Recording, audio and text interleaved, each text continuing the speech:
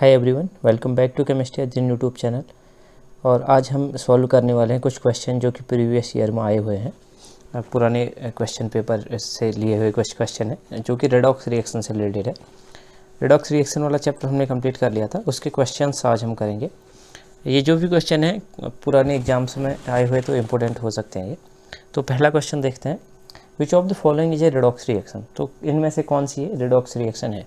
पहला evaporation of water, दूसरा both oxidation and reduction, तीसरा है H2SO4 विथ NaOH, और चौथा है in atmosphere O3 form ozone by lightning. ठीक है, तो यहाँ पर हम सिंपल सा क्वेश्चन है कि रिडॉक्स रिएक्शन किसको कहते हैं, जहाँ पर क्या होता है रिडक्शन प्लस ऑक्सीडेशन दोनों होता है, रिडक्शन प्लस ऑक्सीडेशन दोनों होता है, उसको रिडॉक्स रिएक्शन कहते हैं।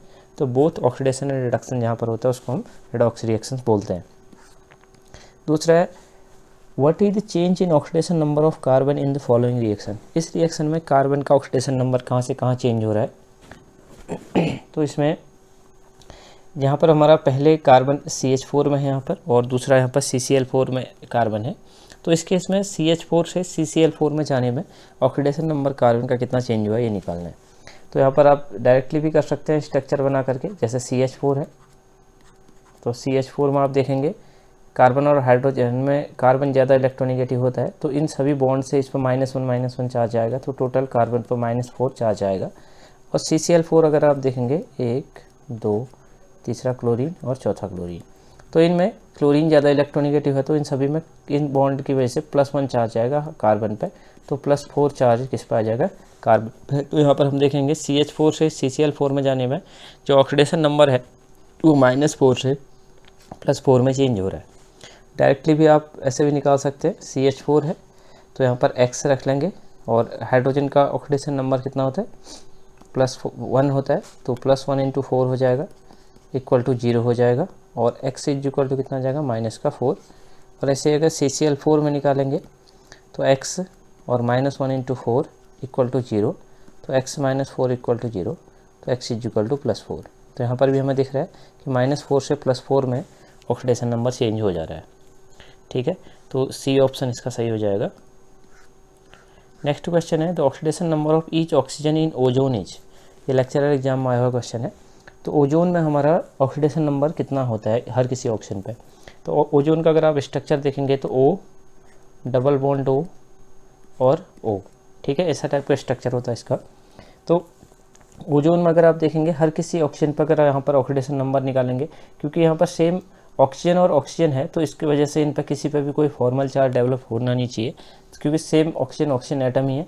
अगर ऑक्सीजन और क्लोरीन होते तो इनमें हो सकता था इलेक्ट्रोनेगेटिविटी का डिफरेंस, यहाँ पर कोई इलेक्ट्रोनेगेटिविटी का डिफरेंस नहीं है, तो 0 ऑक्सीडेशन स्टेट होगी या ऑक्सीडेशन नंबर होगा हर किसी ऑक्सीजन का ओजोन के अंदर। ठीक है, क्योंकि हर कोई भी एलिमेंट अपनी एलिमेंट्री स्टेट में होता है, तो वहाँ पर ऑक्सीडेशन नंबर 0 होता है। In which of the following molecule nitrogen है द हाइस्ट ऑक्सीडेशन स्टेट। इसमें से किस में नाइट्रोजन में हाइस्ट ऑक्सीडेशन स्टेट है। देखिए यहाँ पर नाइट्रोजन अपनी एलिमेंटल स्टेट में है, N2 के फॉर्म में ये पाया जाता है, तो यहाँ पर 0 ऑक्सीडेशन स्टेट आएगी। NO के केस में अगर हम देखें तो नाइट्रोजन पर +2 ऑक्सीडेशन स्टेट आएगी, क्योंकि ऑक्सीजन पर -2 होगा। NO2 के केस में अगर हम निकालें तो X प्लस -2 एक ऑक्सीजन पर होगा और 2 ऑक्सीजन है, × 2 हो जाएगा = 0, तो X - 4 = 0, तो X = कितना जाएगा +4। तो यहाँ पर नाइट्रोजन पे NO2 में +4 ऑक्सीडेशन स्टेट है। यहीं पर हम अमोनिया में निकालेंगे तो X + 3 = 0, हाइड्रोजन पर +1 चार्ज होगा, तो X = -3 हो जाएगा। ठीक है, X = -3। तो सबसे ज़्यादा जो ऑक्सीडेशन नंबर दिख रहा है वो NO2 का दिख रहा है +4। अगर ऑर्डर की बात करें तो NO2 का सबसे ज़्यादा ऑक्सीडेशन नंबर, उससे कम NO में, उससे कम N2 में, और NH3 में -3 है। ठीक है, तो ऐसे ऑर्डर हो जाएगा। ठीक हो गया। अगला देखते हैं हम, the common oxidation state of alkali metals in combined state. जो एल्कली मेटल्स होते हैं वो कंबाइंड स्टेट हो, यानी जब वो कंपाउंड बनाए रहते हैं तो उसमें ऑक्सीडेशन स्टेट क्या होगी उनकी। तो जनरली देखिए एल्कली मेटल्स जो होते हैं वो S ब्लॉक के मेटल्स होते हैं। जैसे S ब्लॉक जो होता है, S ब्लॉक में 2 ग्रुप आते हैं। ठीक है, जो फर्स्ट ग्रुप होता है S ब्लॉक का, उसमें आता है एल्कली मेटल्स, ठीक है, और दूसरा आता है alkaline earth metals, alkaline earth metals. तो एल्कली मेटल्स अब आते हैं लिथियम, सोडियम, पोटेशियम, रुबिडियम और सीजियम। एल्कलाइन अर्थ मेटल आते हैं बेरिलियम, मैग्नीशियम, कैल्शियम, स्ट्रोंशियम और रेडियम। तो ये हो गए, ये जो एल्कली मेटल्स होते हैं ये +1 ऑक्सीडेशन स्टेट शो करते हैं जब ये कंपाउंड बनाते हैं, और एल्कलाइन अर्थ मेटल कौन से शो करते हैं, +2। जैसे आपने देखा होगा KCl, NaCl, ठीक है, LiCl। तो यहाँ पर सभी में लिथियम, पोटेशियम, सोडियम सभी में +1 ऑक्सीडेशन नंबर आता है, और जो जनरली जैसे क्लोरीन लगा हुआ है तो इसमें -1 होगा। ऐसे ही हमें MgCl2 और CaCl2, BeCl2 इस टाइप के कंपाउंड मिलते हैं। तो यहाँ पर ये सभी +2 ऑक्सीडेशन नंबर शो करते हैं कंपाउंड के अंदर। तो एल्कली मेटल्स हमें कौन सी ऑक्सीडेशन स्टेट में मिलते हैं, +1 ऑक्सीडेशन स्टेट में मिलते हैं। अगला है what is the oxidation number of Mn in KMnO4। तो इसकी +7 ऑक्सीडेशन स्टेट होती है KMnO4 के अंदर Mn की। इसको निकाल भी सकते हैं, हमारा KMnO4 है जैसे, तो K की +1 ऑक्सीडेशन नंबर होता है, प्लस Mn की जगह X रखेंगे, और ऑक्सीजन का -2 होता है जब ये ऑक्साइड के फॉर्म होता है, इंटू 4 हो जाएगा इक्वल टू 0। तो +1 + X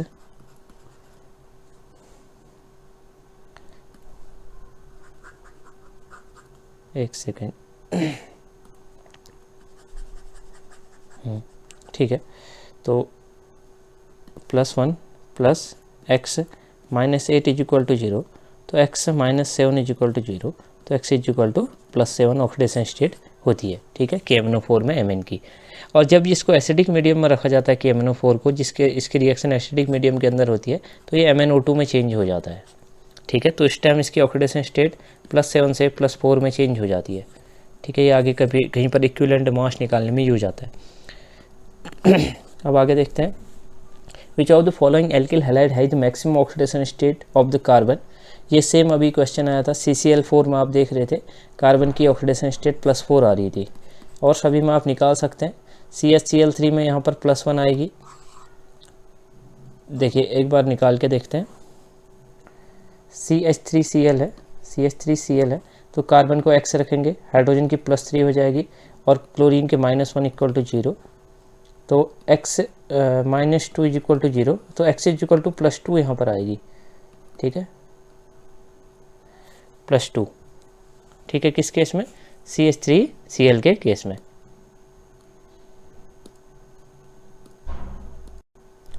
ऐसे ही अगर हम देखें दूसरा हमारा CHCl3 में, CHCl3 में यहाँ पर कार्बन की जगह हम X रखेंगे, और हाइड्रोजन +1 और क्लोरीन -3 शो करेगा इक्वल टू 0।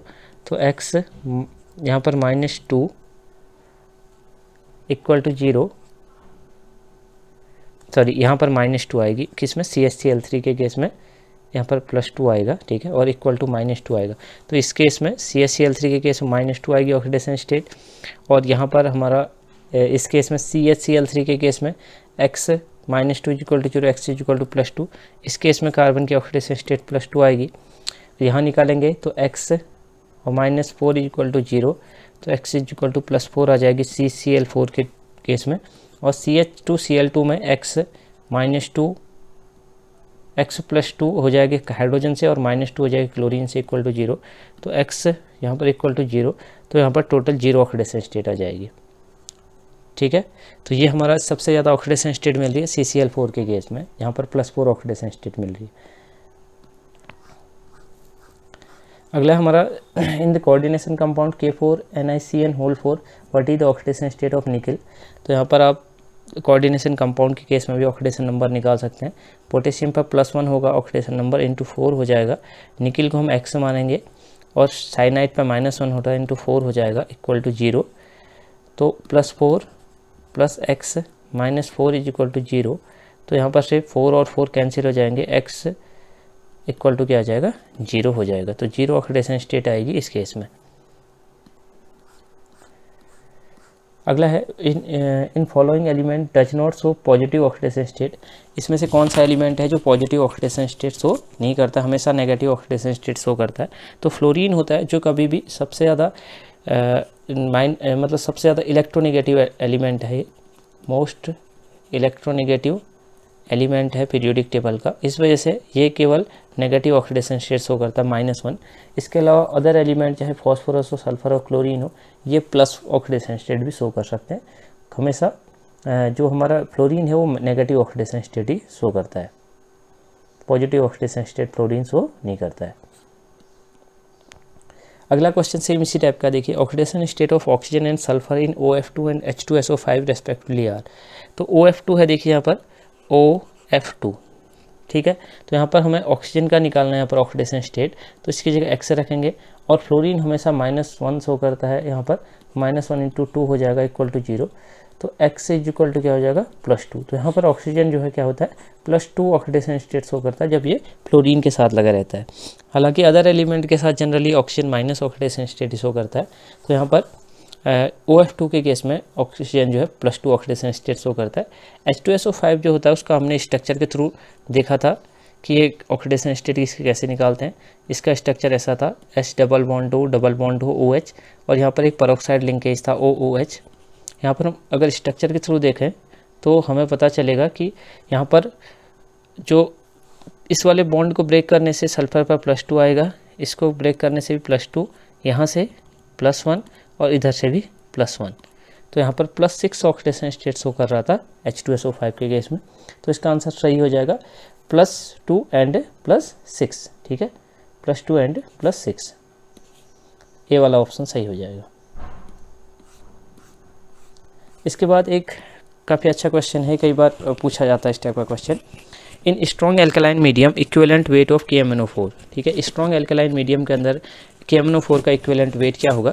देखिए इक्विवेलेंट वेट को जब भी हम निकालते हैं तो हम क्या निकालते हैं, जो हमारा कंपाउंड है उसका जितना भी मास है और अपन क्या करते हैं उसका जेड फैक्टर हमारा क्या हो सकता है, जितने उसने रिडॉक्स रिएक्शन में इलेक्ट्रॉन गेन किए हैं या लॉस किए हैं, या उसका ऑक्सीडेशन नंबर में जो भी चेंज हो रखा है।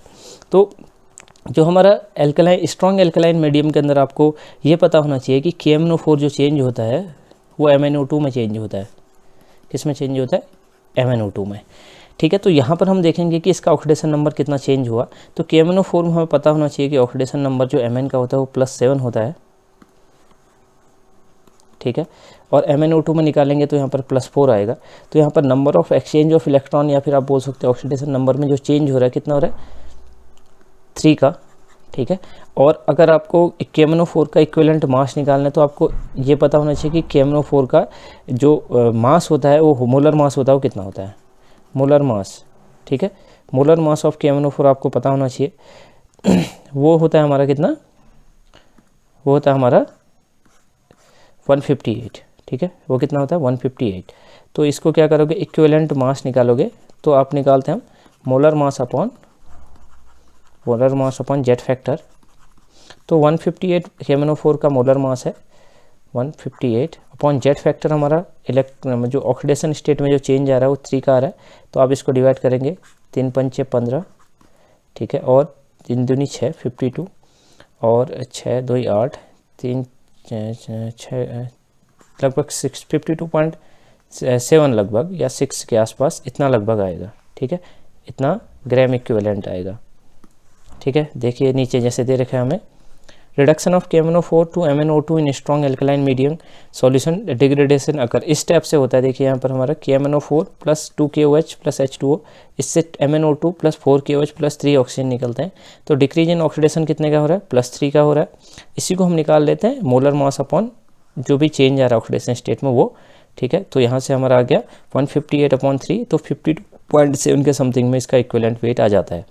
तो इन strong alkaline solution the equivalent weight of KMnO4 is 1/3 of its molecular mass. Molecular mass इसका 158 था, इसका इक्विवेलेंट वेट कितना आ रहा है 52, तो 1/3 है इसका, ठीक है। कुछ नहीं करना है, molecular mass upon jet factor हमने रख देना है। अगला क्वेश्चन है the oxidation state of chromium in CrO5, ठीक है।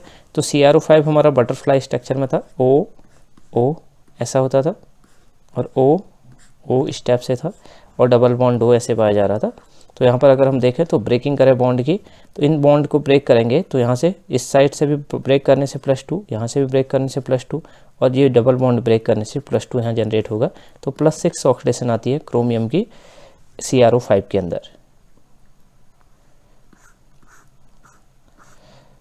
अगला क्वेश्चन है the most acidic chloride is, देखिए एसिडिक क्लोराइड को अगर हमें निकालना है तो हाईएस्ट ऑक्सीडेशन स्टेट जिसकी भी होगी वो हमारा क्या होगा, मोस्ट एसिडिक होगा। तो यहाँ पर अगर VOCl3 आप निकालेंगे तो यहाँ पर +5 ऑक्सीडेशन स्टेट आएगी, तो ये सबसे ज़्यादा ऑक्सीडेशन स्टेट इसकी हाई होगी, ठीक है, because its oxidation state is +5 क्योंकि VOCl5 का। इसके यहाँ पर VCl2 में +2 आएगी, VCl4 में +4 आएगी, VCl3 में +3 आएगी। तो सबसे ज़्यादा हाईएस्ट ऑक्सीडेशन स्टेट VOCl5 है, इसलिए सबसे ज़्यादा एसिडिक है।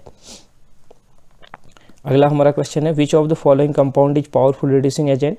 देखिए जो क्या होता है, जो कंपाउंड अपने हाई ऑक्सीडेशन स्टेट में जनरली होते हैं वो क्या होते हैं, वो हमारे ऑक्सीडाइजिंग एजेंट होते हैं, और जो लो ऑक्सीडेशन स्टेट में होते हैं वो रिड्यूसिंग एजेंट की तरह जनरली काम करते हैं। तो यहाँ पर हम देखेंगे जो SnCl2 है वो, देखिए इस केस में SnCl2 जो है, देखिए ये PbO2 और PbCl4 ये दोनों क्या हैं, +4 ऑक्सीडेशन स्टेट में है। अगर यहाँ पर PbCl2 को देखेंगे तो +2 होगा और SnCl2 भी होगा +2 होगा। तो लो ऑक्सीडेशन स्टेट में C और D ऑप्शन है, तो यही हमारे क्या किसकी तरह काम कर सकते हैं, रिड्यूसिंग एजेंट की तरह। लेकिन एक चीज़ और हमें यहाँ देखनी पड़ेगी कि SnCl2 जो होता है वो क्या करता है, Sn+2 में जो है क्या करता है, Sn बाय गिविंग टू 2 इलेक्ट्रॉनों को क्या करना चाहता है, ये देना चाहता है, और +4 ऑक्सीडेशन स्टेट में ये चेंज होना चाहता है SnCl4 में। इस वजह से SnCl2 जो है पावरफुल रिड्यूसिंग एजेंट होता है। H2O2 can act in different ways, out of the following select which is not true for H2O। देखिए H2O जो है रिड्यूसिंग एजेंट की तरह भी काम कर सकता है, ठीक है। हमें ये पहचानना है कि इसमें क्या सही नहीं है H2O2 के बारे में। तो ये रिड्यूसिंग एजेंट की तरह भी काम करता है, ऑक्सीडाइजिंग एजेंट की तरह भी काम करता है, ब्लीचिंग एजेंट की तरह भी काम करता है। लेकिन H2O2 डिहाइड्रेटिंग यानी पानी को उड़ाने का काम ये नहीं करता है। बाकी सब जो है ये काम करता है, ऑक्सीडाइजिंग, रिड्यूसिंग और ब्लीचिंग मतलब कलर को हटाने के काम में भी आता है ये। तो ये हमारे कुछ क्वेश्चन थे, काफ़ी इंपॉर्टेंट क्वेश्चन थे, ठीक है। तो यहाँ पर आपको मैंने करवा दिए हैं जो हमारे रेडॉक्स रिएक्शंस के क्वेश्चन थे, जो कि बहुत सारे एग्जाम में आए हुए क्वेश्चन हैं। तो इसको आप अच्छे से करिएगा। इस वीडियो में इतना ही करते हैं, मिलते हैं हम नेक्स्ट वीडियो में।